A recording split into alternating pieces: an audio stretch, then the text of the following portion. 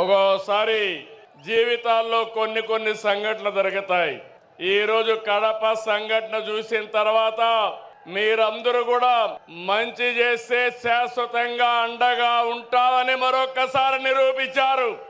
2 రోజుల మహానాడు జాతర, నేను చాలా మహానాడులు చూశాను.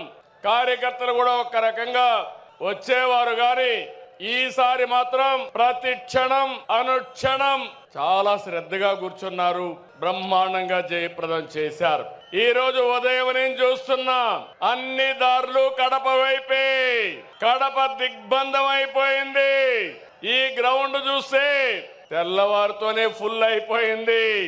ఈ రోజు ఎప్పుడు కూడా మన మీటింగులు టైం కంటే ఒక అర్ధ గంట ఆలస్యంగా జరిగేది, కానీ ఈసారి మాత్రం టైం కంటే 3 గంటల ముందే మన మీటింగ్ ప్రారంభమైంది. ఏం తమ్ముళ్ళు, మీ రుణం తీర్చుకోవాలి. కూటమి ప్రభుత్వం ఏర్పడ్డాక మొదటి మహానాడు దేవుని కడపలో జరిగింది. రెస్పాన్స్ అదిరింది, సూపర్ హిట్ అయింది. ఇక్కడ ఒక విషయం మీకు చెప్పాలి. గత ఏడాది 2వ తేదీ ప్రజాగళం ఎన్నికల సభలో కడపకొచ్చాను. ఆ రోజు ఒక మాట చెప్పాను, కడప రాజకీయం మారుతోంది, కడప గడపలో మార్పు స్పష్టంగా కనిపిస్తుందని ఆ రోజు చెప్పాను. అది మీరు చూస్తే అహంకారంతో విర్రవీగే వారికి ఎన్నికల్లో కడప జిల్లా ప్రజలు అద్భుత చైతన్యంతో తీర్పు చెప్పారు.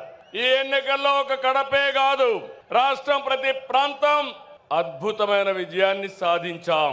ఉమ్మడి కడపలో 10కి 7 గెలిచాం. తమ్ముళ్ళు, ఇప్పుడు నుంచి కష్టపడితే 2029లో 10కి 10 సిద్ధమా అని అడుగుతున్నా మిమ్మల్ని.